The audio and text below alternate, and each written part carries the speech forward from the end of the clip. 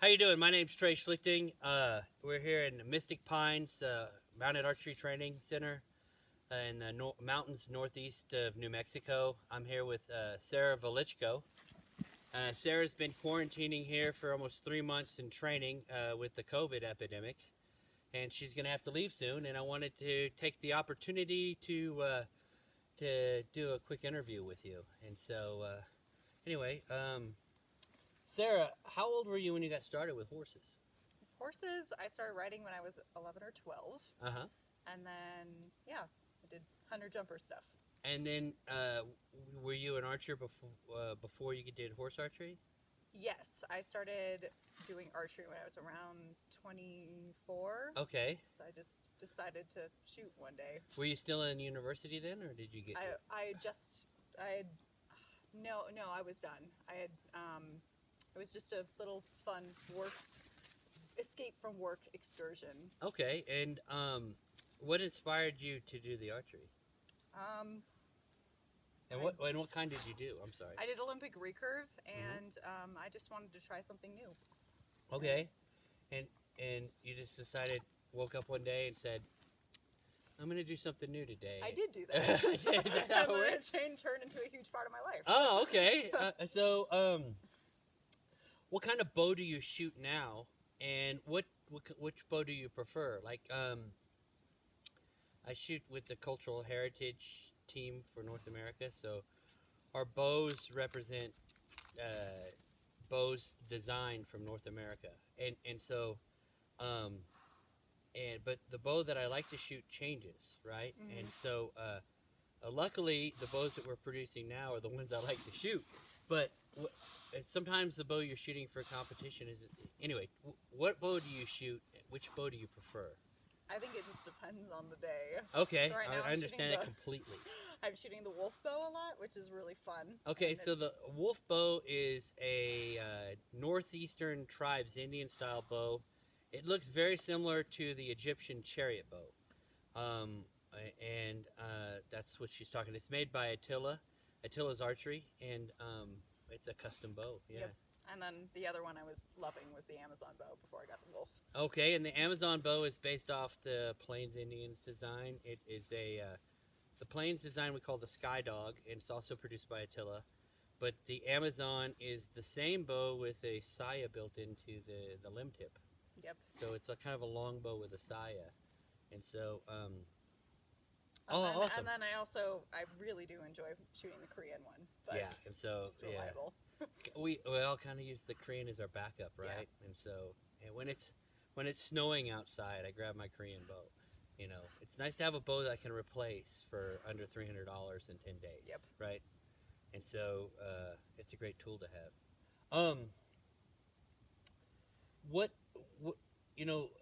Do you have any strong feelings about helmets in horse archery when you ride and shoot? Yes, I always wear a helmet. Okay, I just thought I would ask it. You know, it's kind of controversial with some folks, and some people are like, why is this a controversy? But with all the jumping, I think. Oh, because you had a jumping background. Yes, I prefer to wear a helmet. Awesome. Well, you've been staying here for about 3 months. So you got here in June? July 8th. July 8th. And now it's October 8th. So 3 months exactly today. Yes. Wow. And you've seen summer, and then now you've been here for fall. The leaves have almost done changing. What do you like the best about being up here and training? This is the most magical place I've ever been in my life. Oh, wow. Well, thank you. The community and the trees and just going into your backyard and being able to hike and shoot and ride is the best thing that I've ever had the privilege to experience. Well, thanks. And you've been here long enough to help create things. So we've repaired courses and built courses, and I always like the guests that come to feel like that when they come back, they help create something. Like, oh yeah, I was there when we put that course in. And so right now we've got 4 ground archery courses and 2 horseback archery courses, and we're redoing the cross country. And so you'll help get that started. I don't know how it's gonna look when we finish. You know, it's kind of it's like art. You got an idea, and then the land dictates everything. Yep. Right. And so anyway, Sarah's gonna have to leave us on the 14th to go back home, and so we look forward to her coming back. But before, I've got the 10 mystic questions, right? And so I stole the question idea from the Actors Studio on Bravo, and I took their 10 questions, and revamped them to suit what we do, right? And we ride horses and shoot bows. And so, so the first question is, what is your favorite style of shooting? Sometimes it's not the style you're using, but what's your favorite? What do you like right now? I do like Mediterranean. You do? Yes. Okay. What do you like? What do you like better about Mediterranean than the other styles? I'm most accurate with it. And Okay. I like it. So I guess it's most comfortable for me. Okay. And so we practice thumb and Mediterranean. We haven't done a lot of the Sassanid King's release or Slavic release, the release with 3 names. Yep. And so when she's saying Mediterranean, she means a 3-finger release and a modified Hungarian. The Hungarians anchor to their chest. We kind of anchor a little higher, right? And so that's the style she's talking about. What is your favorite breed of horse for horse archery? For horse archery, I have to say Arabians. You love Arabians? Yes. Okay, and do you have a favorite breed of horse outside of horse archery? Yes. What's that?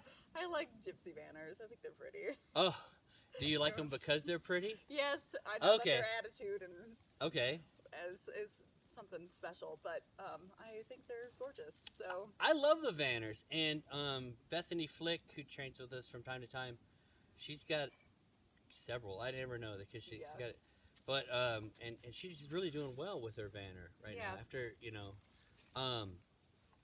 my experience with Vanners is they have no wither. Yep. So you don't lean too far either direction, right? And without a good breast collar. Yep. But yeah. What inspires you creatively, spiritually, or emotionally? Adventure. Adventure. Okay. Yes. Well, you have a job with adventure. I So do. Sarah works with Hamilton for wardrobe, and she works backstage and is in charge of re-sewing things, keeping things together, right? Yep. And so that means you travel quite a bit. Yes. How many cities have you been in this year before we close? I think it was this year. I mean, since I started the tour, I've been in over 30 cities. Yeah. So, and we were in Toronto when COVID shut us down. Well, that sounds like a life of adventure. So you got to be inspired by your work. Yes. Awesome. It's very fun. And so I know when you go to these cities, you try to find horses and Yes. archery where you can. I call it riding across the USA. Okay, that's brilliant. I find random barns to jump at, and if I can find someone who owns a horse that can be shot off of, I like to get a hold of that person and take their horse for a ride. You know, I was thinking that would be a good idea for kind of a show to just throw the horses in a trailer and travel across the U.S. and go to events. But, there's no events right now. Yes.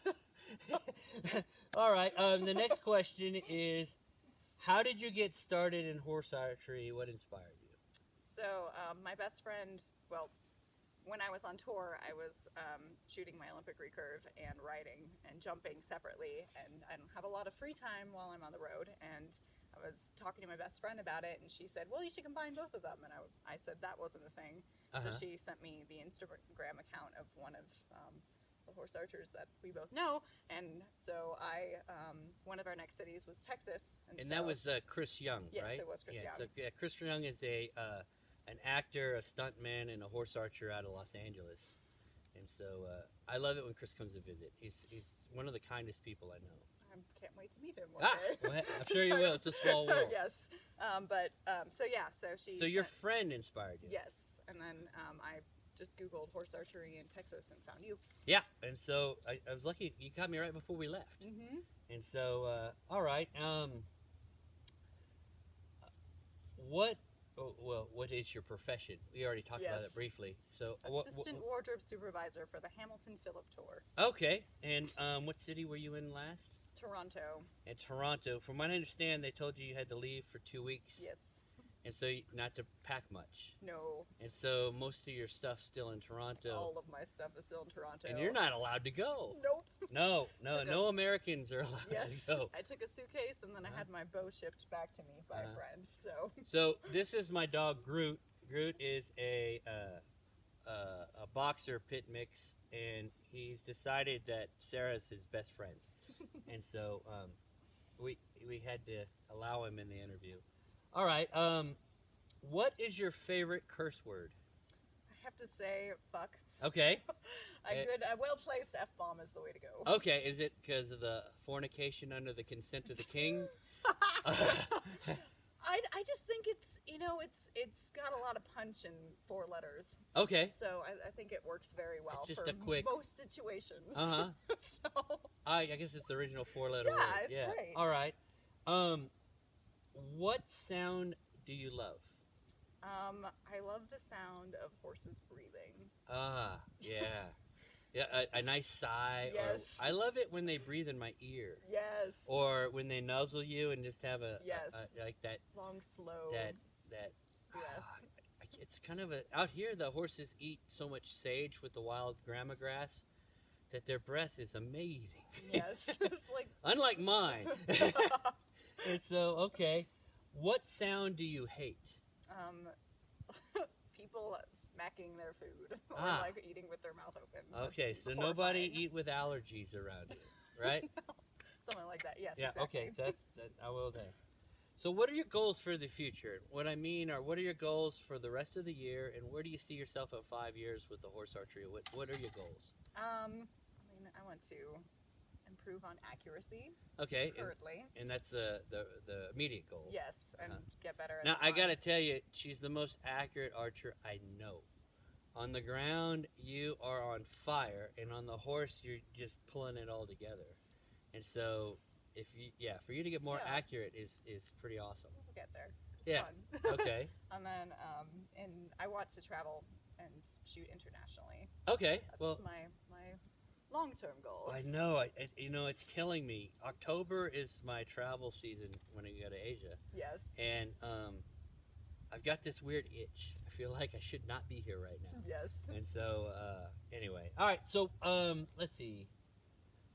Horseback archery can be broken into 4 aspects. There's the martial art aspect, there's the sport aspect, there's horsemanship, and there's Zen or meditation with the horses. And it's impossible to do the horse archery without doing all 4 of those things, even if that's not your goal. Yeah.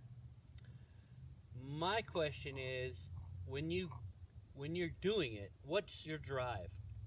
How much of it is martial art? How much of it is sport? How much of it is horsemanship? And how much is Zen? How would you, like a percentage wise out of 100? How would you divide up your drive? I think I'll say probably 50% is horsemanship, just because that's my. So the riding is the real important thing to you. Well, I think that my brain automatically thinks it's the most important since I've been riding so much longer than riding and shooting. And then I think it's probably 25% martial arts. Okay. And like 20% sport, and then 5% Zen. Okay. On horseback.